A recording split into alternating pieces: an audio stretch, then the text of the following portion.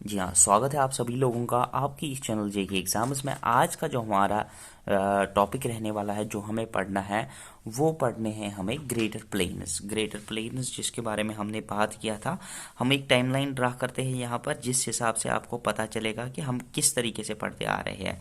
तो सबसे पहले हमने क्या पढ़ा था, पॉलिटिकल डिविजन्स ऑफ इंडिया। तो ये हमने पूरी तरीके से ये वाला टॉपिक ख़त्म किया हुआ। इसका प्लेलिस्ट नीचे डिस्क्रिप्शन में आपको मिल जाएगा, वो लिंक मिल जाएगी पूरी तरीके से आपको। अगर आपने वो अभी तक नहीं देखा है तो वो इसके बाद देख सकते हो। उसके बाद हमने स्टार्ट किया था फिजिकल या फिजियोग्राफिकल डिविजन्स ऑफ इंडिया। ठीक है, इस फिजियोग्राफिकल डिविजन्स या फिजिकल डिविजन्स, जिसमें हमें 5 फिजियोग्राफिक डिविजन्स पढ़ने हैं। सबसे पहले हमें इसमें नॉर्दर्न माउंटेन्स पढ़ने हैं, फिर हमें इसमें ग्रेटर प्लेन्स पढ़ने हैं, फिर उसके बाद इसमें पेनिनसुलर प्लेट्यू पढ़ना है, फिर इसके बाद हमें इसमें 1 2 3 चौथा हो गया हमारा कोस्टल प्लेन्स और आइलैंड्स इसमें आ जाते हैं। और फिफ्थ वाला जो हमें इसमें पढ़ना है वो हमें डेजर्ट्स के बारे में पढ़ना है। तो इस तरीके से हमें ये करना है। हमने ये वाला टॉपिक ऑलमोस्ट कंप्लीट किया है, नॉर्दर्न माउंटेन्स, जिसमें मैंने आपको ट्रांस हिमालयाज, मेन हिमालयाज के बारे में और नॉर्थ ईस्टर्न माउंटेन्स के बारे में पढ़ा दिया। ट्रांस हिमालयाज में हमने काराकोरम रेंज देखा, फिर उसमें हमने लद्दाख रेंज और जस्कर रेंज के बारे में पढ़ा। और फिर उसके बाद अगर इसकी बात करेंगे, जो हमारे मेन हिमालयाज है, इसमें हमने ग्रेटर हिमालयाज देखे, इसमें हमने लेसर हिमालयाज देखे, और इसमें हमने शिवालिक्स के बारे में पढ़ा। इसमें भी हमने मिजो हिल, नागा हिल, बराइल हिल के बारे में पूरी तरीके से सारी इन्फॉर्मेशन आपके साथ शेयर की। प्लस इसके बाद हमने इसमें माउंटेन पासिस के बारे में जाना, और माउंटेन पासिस भी हमने कंप्लीट कर लिए। और भी जो इन्फॉर्मेशन थी वो हमने यहाँ तक हमने कंप्लीट कर लिया, जितनी भी इन्फॉर्मेशन थी। आज हम स्टार्ट जो करेंगे वो हम करेंगे ग्रेटर प्लेन्स। मैंने एक टाइम लाइन आपके साथ शेयर की है, जिस टाइम लाइन से आपको भी पता रहेगा कि हमें आगे किस तरीके से पढ़ना है और हम टॉपिक को किस तरीके से आगे ले जाने की कोशिश कर रहे हैं। धीरे धीरे करके हम इसमें पूरी तरीके से बढ़त बनाएंगे, और मतलब आपको ये टॉपिक पूरी तरीके से समझ में आ जाएगा। ग्रेटर प्लेन्स को देखते हैं पूरी तरीके से, इसमें समझने की कोशिश करते हैं कि किस तरीके से हमें ये पढ़ना है। देखो, जब हम हिमालयंस पढ़ रहे थे तो ये हमारा थोड़ा सा मैप ड्रा करने की कोशिश करते हैं यहाँ पर। तो ये हमारा मैप हो गया। आप जब इस मैप को देखते हो तो यहाँ पर इस तरीके से है। तो ये हमारा ये इस तरीके से रहता है। तो ये हमारा रफली हमने मैप यहाँ पर अपना ड्रा कर लिया है। तो अब अगर इस मैप में हम यहाँ पर देखेंगे तो यहाँ पर हमारे नॉर्दर्न माउंटेन्स का रेंज आता है, ये वाला हिस्सा। तो ये वाला ऑलमोस्ट नॉर्दर्न माउंटेन्स को कवर करता है। अब नॉर्दर्न माउंटेन्स में क्या होता है कि जो हिमालयन से रिवर्स नीचे की तरफ आ रहे हैं, इधर की तरफ रिवर्स आते हैं, तो वो अपने साथ लोड लेके आते हैं। लोड क्या होता है, छोटे छोटे कनकड़े जो आपने देखा होगा दरिया के किनारे, या किसी भी दरिया पे देखोगे तो वहाँ पर छोटे छोटे कंकर, रेत वगैरह जो होता है वो दरिया का लोड होता है। वो लोड अपने साथ रिवर्स लेके आते हैं नीचे की तरफ। अब अगर यहाँ पर देखेंगे तो यहाँ पर एक फोर्ट डीप था। फोर्ट डीप एक गॉज था, मतलब एक खाई जैसी थी पहले के ज़माने में, बहुत पहले अगर हम बात करेंगे जब हिमालयंस बने थे। और हिमालयंस बनने के बाद जब यहाँ से रिवर्स नीचे की तरफ आने लगे तो ये फोर्ट डीप इसी लोड की वजह से बढ़ता गया। अब इस लोड की तरफ से ये जब बढ़ता गया तो धीरे धीरे करके यही हमारे ग्रेटर प्लेन्स बनते हैं। लास्ट में किस तरीके से बनते हैं वो सारा कुछ देखने की कोशिश करते हैं। अब देखो, अब अगर इनकी लोकेशन देखेंगे, ग्रेटर प्लेन्स की अगर लोकेशन, सबसे पहले लोकेशन देखते हैं, और लोकेशन से के बाद ही हम आगे बढ़ते हैं और आगे बढ़ने की कोशिश करते हैं। इसमें यहाँ तक इम्पोर्टेंट नहीं है, इम्पोर्टेंट जहाँ से स्टार्ट हो जाएगा वहाँ से मैं आपको बता दूंगा। तो इनकी इम्पोर्टेंट लोकेशन रहती है पंजाब, हरियाणा, यूपी, वेस्ट बंगाल और आसाम। देखो, यही वो एरियाज हैं जो आपके एग्रीकल्चरली भी रिच हैं। अब इनको क्या हुआ कि ये जो फोर्ट डीप था ये इस लोड की तरफ से फिल होता गया और यहाँ पर कुछ प्लेन्स बने, उन प्लेन्स का नाम ही ग्रेटर प्लेन्स हैं। और एग्रीकल्चरली ये मतलब बहुत ज़्यादा फर्टाइल होता है ये ज़मीन। किस तरीके से, अब इसके हमें डाइवर्सिटी देखनी है या टाइप्स देखने हैं। ग्रेटर प्लेन्स के किस तरीके से टाइप्स है, कहाँ पर किस तरीके की ज़मीन है, इसमें डाइवर्सिटी देखेंगे। या आप टाइप्स या आप क्लासिफिकेशन को देखते हैं। देखो इसको क्लासिफाई जो किया गया है वो इस तरीके से किया गया है। इसमें आता है बाबर प्लेन्स, दूसरा इसमें जो आता है तराई प्लेन्स, तीसरा जो इसमें आता है वो आता है खादर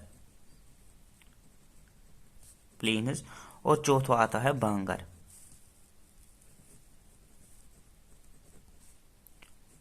बांगर प्लेन्स। अब ये 4 प्लेन्स हमें पढ़ने हैं अच्छे तरीके से। बाबर पढ़ना है, तराई पढ़ना है, खादर पढ़ना है और बांगर पढ़ना है। इसके लिए बहुत इंपॉर्टेंट है कि ये आपको पता होना चाहिए कि पहले ये हैं क्या। इसी पे क्वेश्चन बन सकता है, और इसके अलावा ग्रेटर प्लेन्स में मुझे नहीं लगता किसी जगह से क्वेश्चन बन सकता है। दूसरा लोकेशन आपको पता होनी चाहिए, पंजाब, हरियाणा, यूपी, वेस्ट बंगाल और आसाम, जो एग्रीकल्चरली भी इंपॉर्टेंट हैं। अब सबसे पहले अगर बात करते हैं बाबर प्लेन की, मैंने आप सभी लोगों को क्या कहा कि जब हिमालयन से लोड आ गया, रिवर्स लोड लेके आ गए, तो वो एक गॉर्ज जो था, वो जो फोर्ट डीप था, वो फिल होता गया और वहां पर प्लेन्स बने। अब वो प्लेन्स किस तरीके से बने, उसके 4 क्लासिफिकेशंस हमने बताए, और उसमें सबसे पहली क्लासिफिकेशन जो है वो है बाबर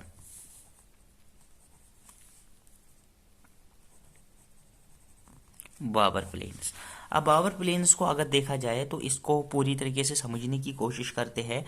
तो अब जब हम हिमालयंस पढ़ रहे थे तो उसके बाद ही इसका सिलसिला शुरू हो जाएगा। देखो मैंने आपको क्या बताया था कि जो मेन हिमालयंस होते हैं, मेन हिमालयंस में आप हमने क्या पढ़े थे, ग्रेटर हिमालयाज, फिर पढ़े थे लेसर हिमालयाज, फिर पढ़े थे शिवालिक्स। तो हमने इस तरीके से आपको यहाँ पर बताया था। इनकी एवरेज हाइट 6 किलोमीटर के आसपास होती है, फिर दूसरा और तीसरा। तो देखो फुट हिल्स जो हिमालयंस हैं, ये वाले जो पहाड़ है, ऐसे वाले जो पहाड़ है, सबसे इनको शिवालिक्स कहते हैं। ये हिमालयंस के फुट हिल्स हैं। अब फुट हिल्स जब यहाँ पर ख़त्म हो जाते हैं, उसके बाद ये खाई शुरू हो जाती है। अब देखो खाई को अगर आप देखोगे तो सबसे पहले अगर ऊपर रिवर अपने साथ कोई चीज़ ला रहा है, सबसे बारी चीज़ जो होगा ना वो यहाँ पर फिट हो जाएगा। जो हल्का हल्का होगा वो रिवर के साथ आगे चलता जाएगा। तो ये बड़े बड़े पत्थरों से बना हुआ जगह है जो शिवालिक्स के बाद आ जाएगा। ठीक है, शिवालिक्स के बाद जो प्लेन एरिया बन गया, किसकी वजह से, जो रिवर्स अपने साथ लोड आ गए, उसमें जो बड़े बड़े पत्थर है, वो बड़े बड़े पत्थरों से जो प्लेन बना यहाँ पर, उसी वाले प्लेन को हम क्या कहेंगे, बाबर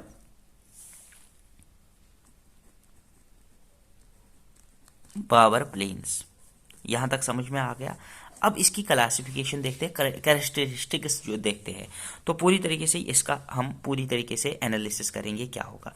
ये बड़े बड़े पत्थरों से, जो ऊपर से बड़े बड़े पत्थर आए ना माउंटेन से, हिमालयन से जो बड़े बड़े पत्थर आए, क्योंकि वो आगे नहीं बढ़ सकते रिवर में, फिर उतनी ताकत नहीं रह सकती है कि वो बड़े बड़े पत्थर अपने साथ ले जाता है। तो ये बड़े बड़े पत्थर यहीं पर छोड़ देता है जब ये खाई फिल कर रहा था। तो अब इसके बाबर प्लेन्स को हम इस तरीके भी कह सकते हैं सर, ये हम इस तरीके से कह सकते हैं, these are those plains which are next to Shivaliks, next to या साउथ ऑफ शिवालिक्स। जो फुट हिल्स है इनको फुट हिल्स भी कहते हैं, फुट हिल्स ऑफ हिमालयाज। तो इनके साउथ डायरेक्शन में जो पहला आएगा वो आएगा बाबर प्लेन। अब बाबर प्लेन को ज्यादा से ज्यादा ये किसका बना होगा, तो ये सर स्टोन्स का बना है, पेबल्स का बना है और बोल्डर्स का बना है, बोल्डर्स का बना होगा। और ये असल में डिपोजिशंस हैं जो रिवर लोड के हैं, तो ये आपको पता है, इसमें ये चीज़ आपको पता होनी चाहिए। देखो, अब अगर यहाँ पर पानी देखेंगे तो क्या पानी ऊपर ज़मीन पे आपको मिलेगा? नहीं। तो क्या होगा, पानी को जब ये इनमें जगह रहता है ना, जब बड़े बड़े पत्थर किसी जगह होते हैं तो पानी ज़मीन के अंदर नहीं रहता है। तो यहाँ पर आप देखोगे वर्टिकल या downward downward movement of water. तो उससे क्या होता है, लेस फर्टाइल। तो इसमें ज़्यादा क्रॉप्स बनने की उम्मीद नहीं होती है, क्योंकि यहाँ पर पानी जो पौधों के लिए चाहिए होता है वो ज़मीन के बहुत अंदर होता है, और पत्थरों में क्या पौधे उगेंगे ये आपको भी पता होना चाहिए। तो ये मतलब ऐसा ही ज़मीन होता है जो जिसको हम बाबर लैंड कहते हैं, लेस फर्टाइल होता है, और ये नॉट गुड फॉर एग्रीकल्चर।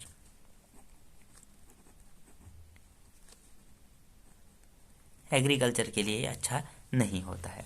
अब दूसरे, अगर इसकी लोकेशन की बात करेंगे, सॉरी ये चीज़ मैं भूल गया था, इसकी लोकेशन की अगर बात करेंगे तो इसका लोकेशन अगर आप जम्मू वाले एरिया को देखोगे तो जम्मू जो एरिया है, ऑलमोस्ट मोर देन 80% जो जम्मू एरिया है वो इसी मतलब प्लेन्स का है। फिर उसके बाद जो अगर आप देखोगे तो उत्तराखंड मोर और लेस यही बाबर प्लेन से बना हुआ है। अगर आप नेपाल की बात करोगे, नेपाल में भी है। बंगाल, अगर आप वेस्ट बंगाल की बात करोगे, ऊपर वाला हिस्सा उसका है, वहाँ पर है Sikkim. Sikkim is again a Bhabar plain. तो इसके अलावा भूटान, ये दो अलग कंट्रीज है, नेपाल और भूटान, क्योंकि ये हिमालयन कंट्रीज है। यहाँ पर बाबर प्लेन्स आपको देखने को मिलते हैं। फिलहाल के लिए अगर आपको इंडियन स्टेट्स की बात करनी है, इंडियन स्टेट्स में जम्मू, उत्तराखंड, सिक्किम और बंगाल की अगर बात करोगे तो ये वो एरियाज है जहाँ पर आपको बाबर प्लेन्स देखने को मिलते हैं। अब यहाँ पर बाबर प्लेन्स देखो, अब बड़े बड़े पत्थर यहाँ पर सेटल हो गए, उसके बाद उससे छोटे पत्थर सेटल हो जाएंगे। इसके बाद हम ये इस तरीके से यहाँ पर पेबल्स बनाएंगे छोटे छोटे। अब मैं यही चीज़ यहाँ पर आपको थोड़ा सा ले जाता हूँ, यही चीज़ हम यहाँ पर ले जाएंगे। तो ये हमने देखा यहाँ पर बड़े बड़े पत्थर जो थे, इसका नाम देंगे बाबर प्लेन्स। इस तरीके से आपको डायग्रामेटिकली अगर आप लिखने की कोशिश करोगे तो आपको कंसेप्ट याद करने की ज़रूरत नहीं है, ये दिमाग में बैठ जाएगा। तो बाबर प्लेन जो ख़त्म हो गया, उसके बाद क्या होता है, उसके बाद पत्थर का साइज़ थोड़ा छोटा हो जाएगा। देखो, आप इस तरीके से ये देख सकते हो कि मैंने पत्थरों का साइज़ भी छोटा कर दिया, क्योंकि छोटे छोटे पत्थर आगे चलते जाएंगे। अब ये लोड है, इसका साइज़ भी छोटा ही है। तो इस वाले प्लेन को हम क्या कहेंगे, इस तरीके से जो प्लेन बनेगा इस छोटे छोटे पत्थरों से, इनको बोलते हैं तराई। तराई प्लेन्स या तराई बेल्ट के नाम से भी जाना जाता है, ठीक है। तराई बेल्ट की तो इसमें लोड होता है, मतलब जो लोड होता है वो उसका साइज थोड़ा ज़्यादा होता है, थोड़ा छोटा होता है। अब इसकी लोकेशन जो है, लोकेशन तो हम लिखेंगे साउथ ऑफ बाबर प्लेन्स, ठीक है। यही चीज़ हमें पता आ गया। तो तराई बेल्ट की अगर बात करेंगे या तराई प्लेन्स की अगर बात करेंगे तो यहाँ पर क्या होता है कि रिवर का लोड सेटल हो गया होता है। तो इसमें कुछ मतलब जब आप देखोगे तो ये फर्टाइल ज़मीन होती है more as compare to the Bhabar plains. अब इसमें क्रॉप्स कौन कौन से उगते हैं, यहाँ पर वाटर डाउनवर्ड नहीं जाता उतना, ज़मीन पर रहता है पानी, और ये गुड फॉर एग्रीकल्चर रहता है। अब यहाँ पर अगर इसकी बात करेंगे तो good for agriculture, good for agriculture, या बिहार में देख सकते हो, नेपाल, बिहार, उत्तराखंड में देख सकते हो। तो इसके बारे में बात करते हैं। लोकेशन तो हमने देखा साउथ। अब अगर स्टेट्स की बात करेंगे तो सबसे पहले नेपाल बिहार बॉर्डर, नेपाल बिहार बॉर्डर, और जो है वहाँ पर तराई बेल्ट ही है। अब इसके बाद अगर बात करेंगे तो यूपी नेपाल बॉर्डर में भी ये मिलता है। इसके अलावा बंगाल में भी तराई बेल्ट आपको मिल जाएगा। और तो ये आपका पूरी तरीके से ये लोकेशन रहती है। और इसकी अगर विड्थ देखी जाएगी तो ये अगर इसका देखा जाएगा तो ये लगभग लगभग 10 से 30 किलोमीटर की इसकी वेडथ होती है, 10 से 30 किलोमीटर का इसका वेडथ रहता है। अब इसके अलावा अगर आगे देखेंगे तो इसमें क्या होता है, मैक्सिमम ग्राउंड वाटर होता है। तो ये गुड फॉर एग्रीकल्चर होता है। कौन कौन से क्रॉप्स जिसमें ज़्यादा पानी की ज़रूरत पड़ती है, वो आता है राइस आता है, शुगर केन आता है। देखो मैंने याद नहीं किया है, मुझे पता है कि ज़्यादा पानी जब यहाँ पर ग्राउंड वाटर ज़्यादा है तो वहाँ पर शुगर केन ग्रो करेगा, वहाँ पर राइस ग्रो करेगा, because these are water intensive crops. तो ये आपको पता ही होना चाहिए। तो इसी तरीके से अगर वो क्वेश्चन पूछेगा भी तो ये आपको पता होना चाहिए। आपको पता है यूपी में चावल उगते हैं, यूपी में शुगर केन होता है, बंगाल में शुगर केन, चावल, बिहार में भी ये चीज़ें उगती है। तो ये आपको पता होना चाहिए। इसी तरीके से आप ये अंदाज़ा लगा सकते हो। तो यहाँ पर अगर आप देखोगे एक और फीचर है इसका, रिमार्केबल फीचर जो है, जिसको बोलते हैं आर्टिजन्स वेल।